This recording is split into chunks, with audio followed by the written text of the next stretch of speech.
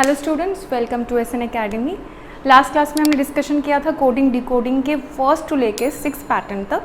आज हम डिस्कस करेंगे 6 पैटर्न का बी सेक्शन, जहाँ पे बहुत ही सिंपल क्वेश्चन हम आज डिस्कस करेंगे जो कि बहुत इंपॉर्टेंट है आईबीपीएस क्लर्क और आईबीपीएस पीयू के प्रिलिमिनरी एग्ज़ाम के लिए। सो एक मार्क के ये क्वेश्चंस आते हैं बट बहुत इंपॉर्टेंट है, क्योंकि अगर कोडिंग डिकोडिंग का कॉन्सेप्ट क्लियर नहीं है तो जो बड़े पैटर्न है जो कि मैंने इमीडिएट प्रीवियस वीडियो में मैंने डिस्कशन किया है, 5 क्वेश्चन आ सकते हैं एक ही सेट में। बोला जाएगा कि एक पैटर्न देके 55 से लेके 60 तक के जो क्वेश्चन है वो आप सॉल्व करो, मतलब 5 क्वेश्चन 5 मार्क्स आप गवा सकते हो अगर आप कोडिंग डिकोडिंग को लेके बहुत कॉन्शियस नहीं हो तो।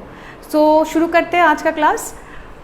पहला क्वेश्चन है, बहुत ही सिंपल एक क्वेश्चन है। In a certain code language if each vowel of the English alphabet is coded as 3, तो वावल जो है उसको कोड करना है 3 and each consonant is coded as 4, जो कॉन्सोनेंट होंगे उसको कोड करना है 4। इस तरीके से आपको एक वर्ड गिवन है डिक्शनरी, उसका कोडिंग करना है।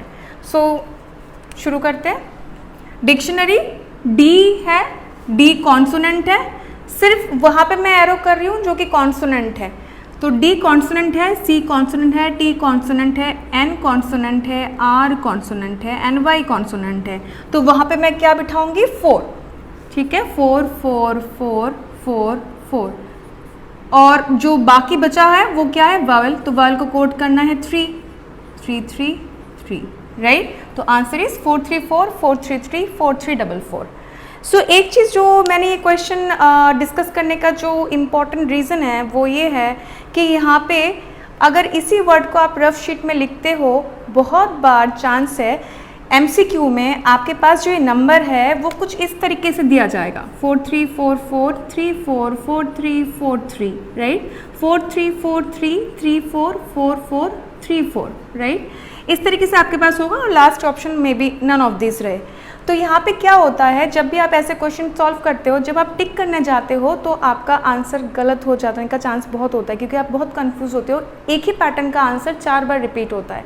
तो यहाँ पे आपको बहुत इंपॉर्टेंटली ख्याल रखना पड़ेगा। आप एक नंबरिंग सिस्टम करोगे, जैसे मैंने यहाँ पे एरो डाला है, ये एरो डिफाइन करता है कि कहाँ कहाँ पे 4 है। तो मैं अगर बोलूँ 1 3 4 7 9 10, तो 1 3 4 7 9 10 में 4 है। तो आप जब भी ये देखो, अगर आप एटलीस्ट कोई भी 2 ऑप्शन में, वावल और कॉन्सोनेंट में कोई भी एक ऑप्शन का आप रिपीटिंग चेक करो, 1 3 4 7 9 10, करेक्ट आंसर इज 4 3 3 4, राइट। तो इस तरीके से आप बहुत ख्याल रखो, रफ शीट से जब भी आप उसको मार्क करते हो उसके बीच में कोई गड़बड़ ना हो, राइट। ओके, सो ये क्वेश्चन था। इस तरीके से बहुत क्वेश्चन आ सकते हैं। फॉर एग्जांपल हो सकता है कि आपको बोला जाए कि बग को बनाओ, तो क्या हो जाएगा, राइट, 4 4 3 434, ठीक है। इस तरीके से आप बना सकते हो। नेक्स्ट क्वेश्चन देखते हैं। In a certain code language if apple is 28726 leave 76987 letter 376347, तो इन सेम पैटर्न में what is the code for the traveller, traveller को आपको डिकोड करना है। सो यहाँ पे बहुत सारा लॉजिक चलता है। हो सकता है कि जैसे मैंने कल क्लास में बोला था कि इसका नंबर का एडिशन करो या उसका रिवर्स नंबर को आप चूज़ करो, बहुत कुछ चल सकता है। बट सबसे इजी मेथड जो है, सबसे पहला मेथड जो आपको करना है, क्योंकि डेफिनेटली एप्पल के जो वैल्यू है, नंबर वैल्यू है, that is A is 1, P is 16, L is 12, E is 5, इनको एडिशन करने के बाद डेफिनेटली इतना बड़ा नंबर तो नहीं होगा। सो यहाँ पे जो चीज़ करना है, आप हमेशा पहले क्वेश्चन को ध्यान से देखो।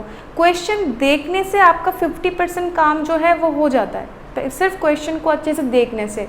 क्वेश्चन के अंदर ही उसका लॉजिक छुपा होता है, आप उसको अच्छे से देखो तो आपको 50% काम वहीं पे आप कर लेते हो। सो एप्पल में अगर हम देखें तो P है, और अगर इस नंबर को हम देखें तो यहाँ पे भी एक नंबर है जो कि रिपीट हुआ है, दैट इज़ 22, P 22। तो इट मीन्स शायद यहाँ पे लेटर के अकॉर्डिंग कोड दिया गया है। अगर ऐसा है तो नेक्स्ट को भी हम चेक करते हैं। LEAVE, डबल E है, तो डबल नंबर आना चाहिए, हाँ 77 है। तो मे बी 99% मैं श्योर हो सकती हूँ अभी इस कंडीशन में कि शायद मेरा लॉजिक सही जा रहा है।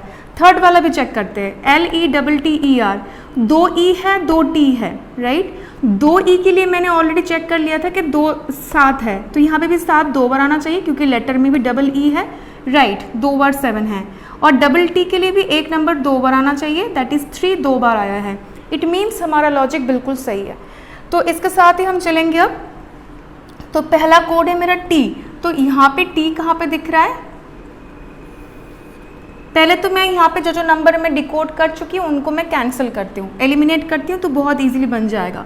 तो मैंने बोला है डबल P के लिए 2 होगा क्योंकि वो नंबर रिपीट हुआ है, डबल E के लिए 7 आ गया है, और डबल T के लिए 3 है, और डबल E के लिए 7। तो मेरे को T निकालना है, T ऑलरेडी निकल चुका है, दैट इज 3। R, यहाँ पे सिर्फ L और R बचा है, क्या कोड है? 6 और 4 बाकी है। यहाँ पे LAV है, यहाँ पे भी L है, एप्पल में भी L है, तो इन तीनों जगह पे L है और कोड सिर्फ एक ही बचा है 6 4, तो यहाँ पे भी 6 है, यहाँ पे भी 6 है। तो R के लिए, सॉरी मैं R चेक कर रही थी, R के लिए L अगर 6 है, L अगर 6 है तो बचा है सिर्फ, यहाँ पे बचा है लेटर में सिर्फ R बचा है और नंबरिंग में सिर्फ 4 बचा है, तो R के लिए क्या हो जाएगा? 4। A, L निकल चुका है, L 6 है, यहाँ पे भी मैं काट देती हूँ, L 6 है। तो ऊपर में E भी हम निकाल चुके थे, राइट, E भी हम निकाल चुके थे, दैट इज 7।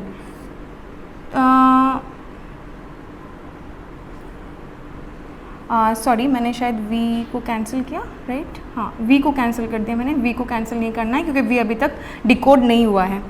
सो A निकालना है मुझे, A स्टार्टिंग के लाइन में, अच्छा E कैंसिल करना था, E 7, तो बचा सिर्फ एक ही कोड है, एप्पल में सिर्फ A बाकी है, कोड्स में सिर्फ 8 बाकी है, तो डेफिनेटली A क्या हो जाएगा? 8।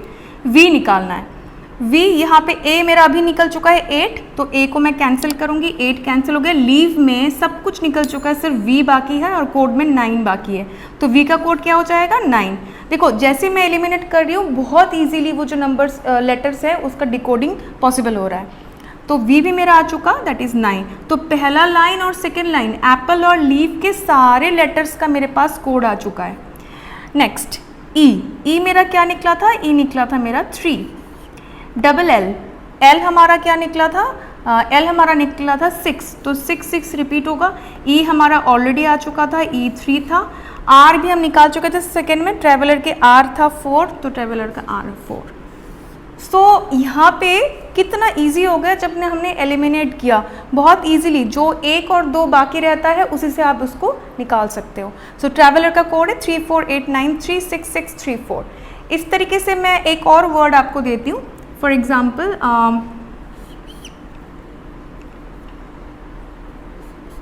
Late, right. तो सिंपल यहाँ से हो जाएगा। L का कोड क्या था हमारा?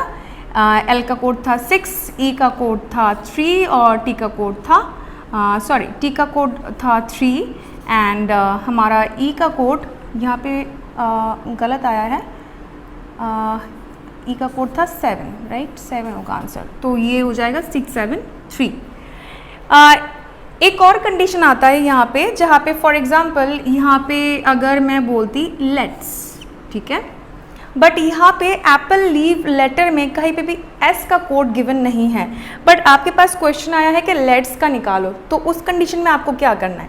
जो मल्टीपल चॉइस रहेगा, जैसे मैंने लास्ट क्लास में डिस्कस किया था कि वहाँ पे एक हो सकता है कि पर्टिकुलर एक क्वेश्चन का एक वर्ड हो जो कि नहीं दिया है, क्वेश्चन में गिवन नहीं है, जैसे कि अभी S जो है यहाँ पे इसका कोड नहीं है, बट आपके पास MCQ आप सॉल्व करोगे, आपके पास 5 ऑप्शन होंगे जिसमें एक हो सकता है नन ऑफ दिस हो, एक होगा कैन नॉट बी डिटरमाइंड, और 3 ऑप्शन होंगे जहाँ पे S के लिए एक कोड ऐसे दिया जाएगा, फॉर एग्जांपल 4 दिया रहेगा, बट आप जानते हो कि 4 जो है वो R के लिए है, तो डेफिनेटली वो नहीं होगा, राइट। एक हो सकता है कि दिया गया कि 1, ठीक है।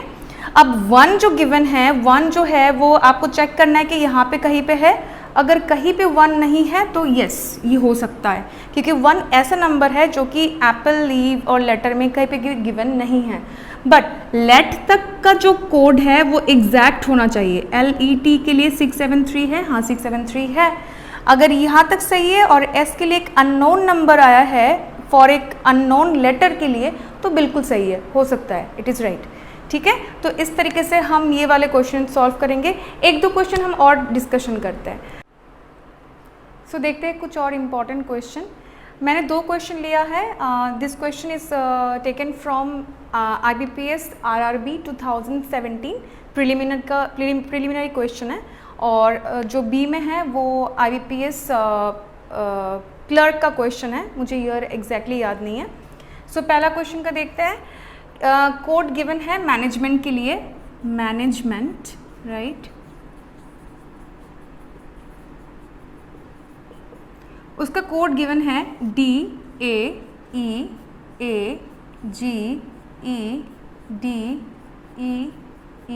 And B। ठीक है, तो मुझे निकालना है ट्रेजर। इसी के अकॉर्डिंग जैसे ये सॉल्व किया गया है एग्जैक्टली सेम प्रोसेस में मुझे ट्रेजर का निकालना है।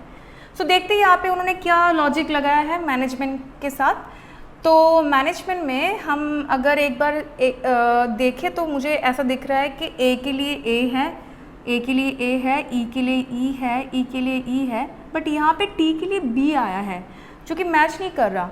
मैं ऐसा सोच रही थी कि हो सकता है कि इवन प्लेस में सेम लेटर को रिपीट किया गया है। जैसे सेकेंड प्लेस में A के लिए A, फोर्थ में A के लिए A, 6th में E के लिए E, 8th में भी सेम, तो 10th प्लेस में भी सेम आना चाहिए था, T के साथ T ही आना चाहिए था, बट यहाँ पे T के जगह पे B आया है।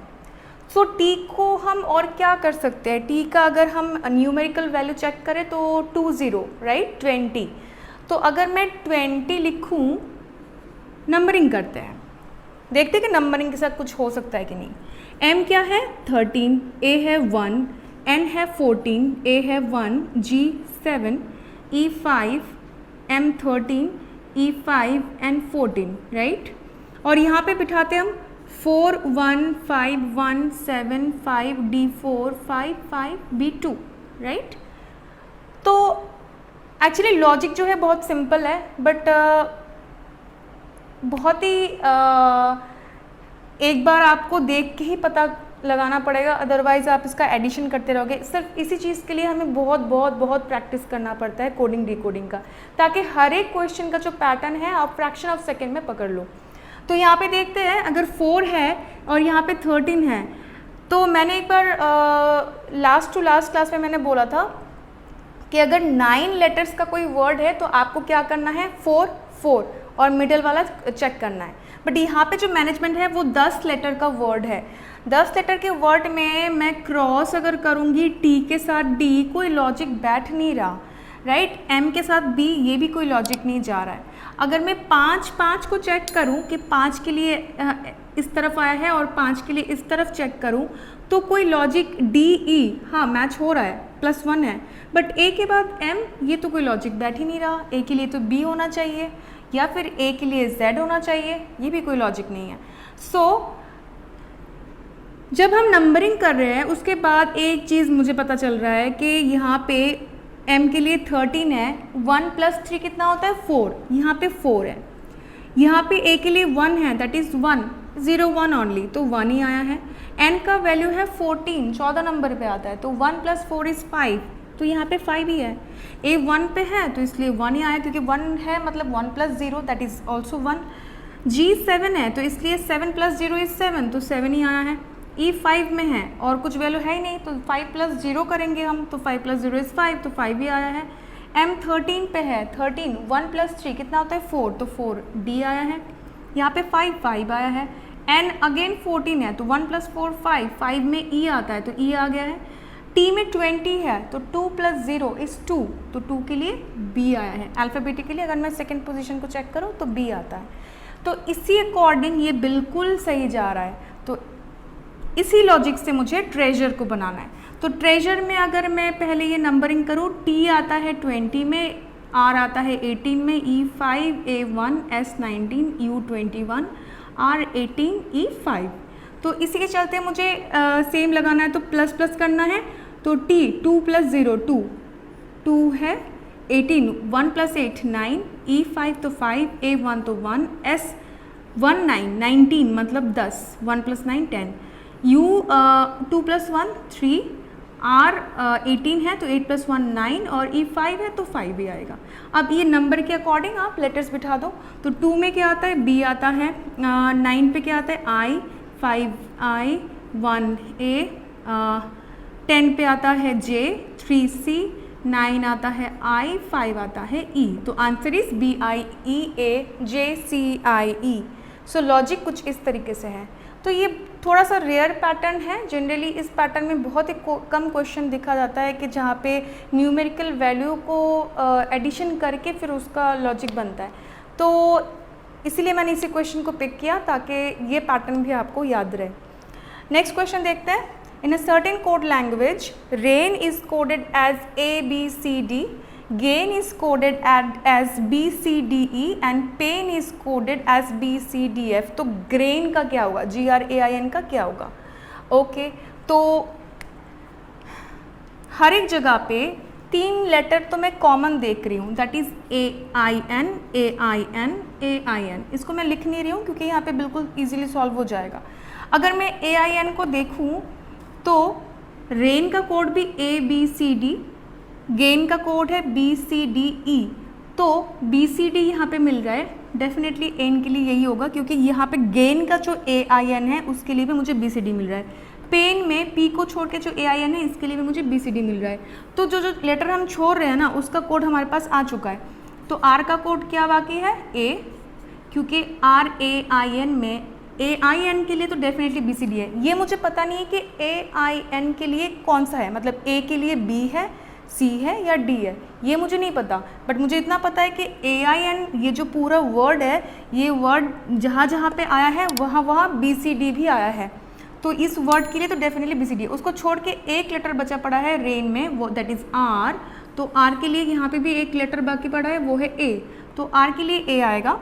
गेन में G बाकी पड़ा है, G के लिए E बाकी दिख रहा है मुझे, तो G इज़ E। पेन में AIN के लिए BCD कैंसिल हो गया और P बाकी है, और इधर क्या बाकी है, F। तो P के लिए क्या हो जाएगा, F। अब मुझे निकालना क्या है, ग्रेन, राइट। G के लिए क्या कोड हमने निकाला है, E। R के लिए क्या कोड निकाला है, A। और ग्रेन में G भी आ गया, R भी आ गया, और बाकी है एन, AIN। तो AIN के लिए तो डेफिनेटली मेरे पास ऑलरेडी निकल चुका है। मुझे पता नहीं है किसके लिए कौन है, बट एन के लिए BCD है, तो मैं डेफिनेटली उसके साथ BCD को बिठा दूंगी। तो आंसर इज EABCD। सो ये भी एक रेयर पैटर्न का क्वेश्चन है, इसलिए मैंने इसको लिया। मुझे एग्जैक्टली ईयर याद नहीं, बट ये IBPS का क्वेश्चन है। सो ये 2 पैटर्न आप बिल्कुल याद रखो। नेक्स्ट क्लास में हम डिस्कस करेंगे बहुत सारा कोडिंग डिकोडिंग का और भी रेयर पैटर्न, क्योंकि कोडिंग डिकोडिंग एक्चुअली बहुत ही वास्ट एरिया है, उसके हर एक पैटर्न करना पॉसिबल नहीं है। बट हम कोशिश करेंगे जो प्रीवियस पेपर के क्वेश्चंस है जो कि बहुत इंपॉर्टेंट है, उस पैटर्न का क्वेश्चन फिर से आ सकता है। मैं बोलना चाहती हूँ कि जो एक्सपेक्टेड क्वेश्चंस हो सकते हैं उसके लिए, और स्पेशली फॉर मेंस के प्रिपरेशन के लिए हम कोडिंग डिकोडिंग के कम से कम 20 क्वेश्चन और सॉल्व करेंगे। देखते रहिए SN Academy। Thank you.